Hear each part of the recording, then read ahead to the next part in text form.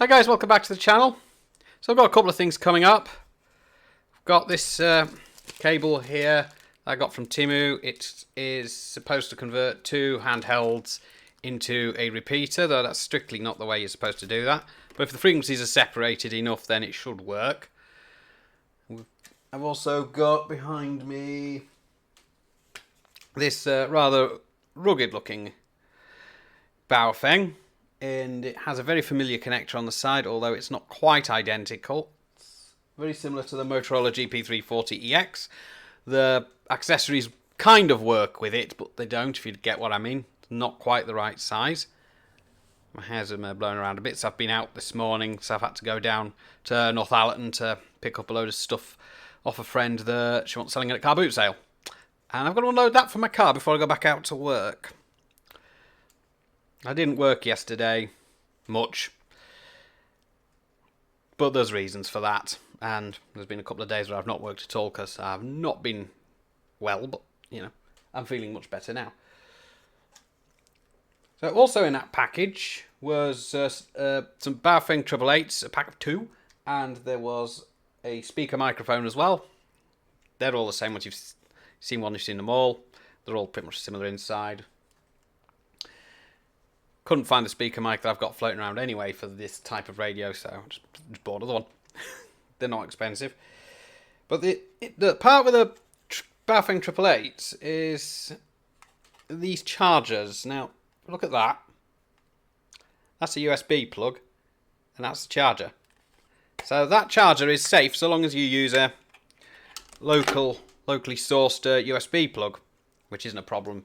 I've got a Poundland around the corner, so I can just go down there and buy a USB charger. The mains one that came with the BF888 that I've already got, this is what's inside it, and it does not inspire confidence. That is not ideal. It doesn't look as though there's much separation between the primary and secondary side, because that looks like the line of separation there. That does not inspire any confidence, and the flex on that is this. If you can see that, I don't know. But I can tell you what it is. It's looks like it's 2-core single insulated cable. You might be able to see that. I don't know. I'm just trying to get it into the camera shot so you can. There we go. So it's just, it probably is single insulated. It's hard to tell.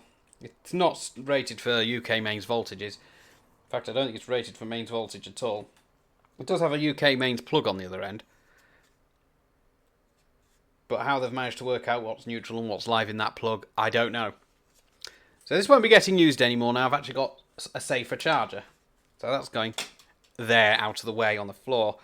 The inside of the USB charger, because it came with 2, I can actually show you what's inside that. So if I'm going to put up the second camera, when it doesn't give me silly messages telling me about things that are actually on that phone, because the second camera is my Samsung Galaxy S8. I had to get rid of the other Oppo, if you remember, because of money. So this is what's actually inside the USB charger. So I've got the twin colour LED to indicate charging and charged. Got an electrolytic capacitor, 10 microfarad of 50 volts. That's more than enough. These red wires are going to the battery output. It would make sense if the battery positive was red and the battery negative was black, but this is the Chinese we're talking about. They don't usually think about things like that. On the back we've got, if we can get it into focus, this is going to be slightly difficult, but I'm going to give it a go anyway. The USB wires come on here, V plus and V minus, whatever reason, and they're brown and blue, which is like neutral and live colours on a mains flex. I don't quite understand why they've done that, unless that's what they were trained to do in the factory, because they were making loads of mains versions of these with proper mains flexes eventually. Like, for instance, those PNI radios I showed them in an earlier video, which they were sold on, and hoping the new owner's having a lot of fun with them. Those did come with the mains charger, but I never opened the chargers. So what we've got here is we've got a capacitor there, we've got the LTH7 charge control chip there, there's a resistor there. I think that's a little bit of bad soldering, but it should be fine. If you can see the little blob, just bring my finger in just there. I think I need something a little bit thinner to point at that, but I don't have anything necessarily thin enough.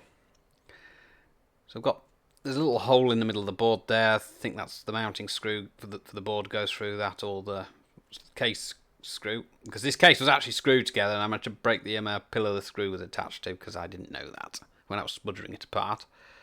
So that's just the LED there. That'll be the resistors for the two colours there. And I'm going to hazard a guess that that's the electrolytic capacitor just there. Yes, it is. So that's a lot safer, I think, than a mains charger, because what you can do with that is you could just go down to your shop where you can get chargers from locally, like Poundland. They do good chargers. I know that because I actually do have one lying around in the house which I have actually opened up to compare it to one that Big Clive looked at. Pretty much the same stuff inside, very well made. I recommend them. And I recommend it with that, and you'll have a very, very safe way of charging up Baofeng BF888. So convert it to USB isn't difficult, just need an LTH7. I'm not sure if you can get them already on boards. I have seen them being sold loose on AliExpress, but I think you have to buy them in bulk to get any kind of discount on them. And you would need to be pretty good at soldering surface mount. It just needs a decoupling capacitor across the supply input, I'm guessing. It just also needs a resistor to control the charge current. It says 242, that one. Can't remember what that is off the top of my head. 2, 4 and 2 zeros. So 2.4K, I think that is. But correct me if I'm wrong on that one, because I can never remember what the codes on these little surface mount resistors mean, because I'm so used to dealing with the colour bands on normal resistors. But that's much safer than, I think, the mains charger. I'm not going to be using the mains charger anymore. I'm not going to bother going over those Baofeng BF888s because, well, if you've seen one, you've seen them all. It's the same general arrangement, 16 channels UHF, so about 400 to 480 megs, so suitable for the 70 centimeters band, business band, if you've got a license for that, and PMR446.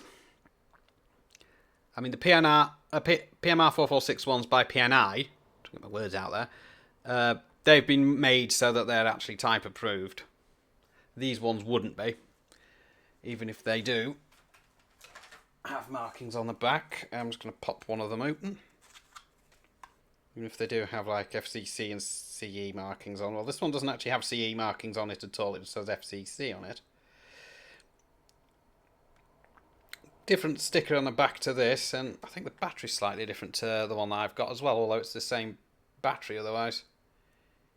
Yeah, it's a 3.7 volt battery, same arrangement. You've seen them before. This one's definitely got a different sticker on it, so this one's definitely a newer one to the one I've already got. Usual arrangement. So SMA connection for the antenna. Silly, ridiculous flashlight LED that Baofengs tend to come with. Transmit receive indicator, volume control, buttons on the side. Kenwood connector for your speaker mic and your programming cable. So I'm going to get that programmed up at some point.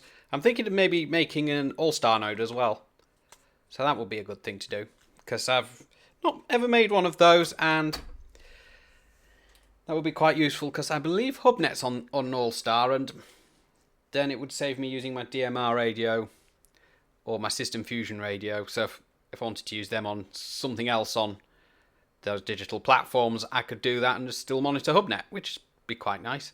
And I could also program that into the Motorola GP340Ex, because that's a nice low power 1 watt radio. These are usually quoted as about 4 watts or less, usually says on the label, but on this one it does not.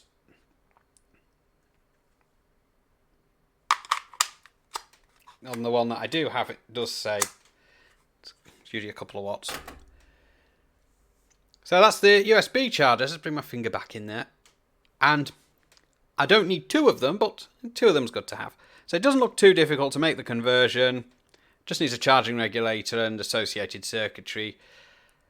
You can get TP4056 as well. That would work just as well. And you can get some of those that actually also have on them, if I'm not too much mistaken.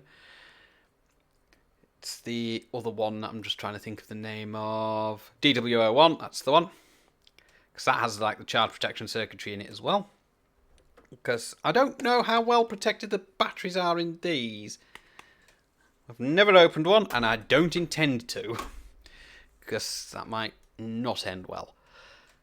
So I've got, like I said, a couple of things coming up, and hopefully that will be in the next couple of weeks. Got the National Hamfest coming up as well. I will be there. I've already bought tickets for both days, so I'm definitely going to be there.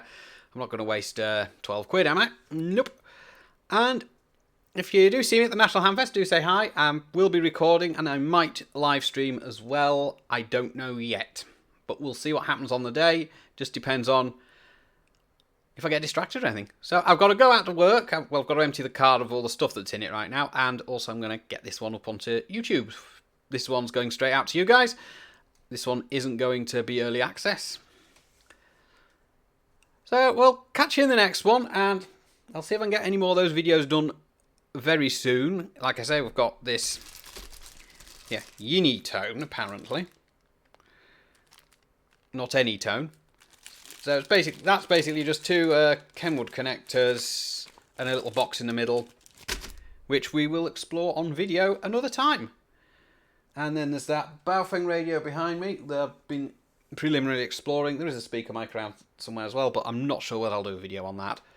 Anyway, I'll catch you in the next one. So, 7-3 for now.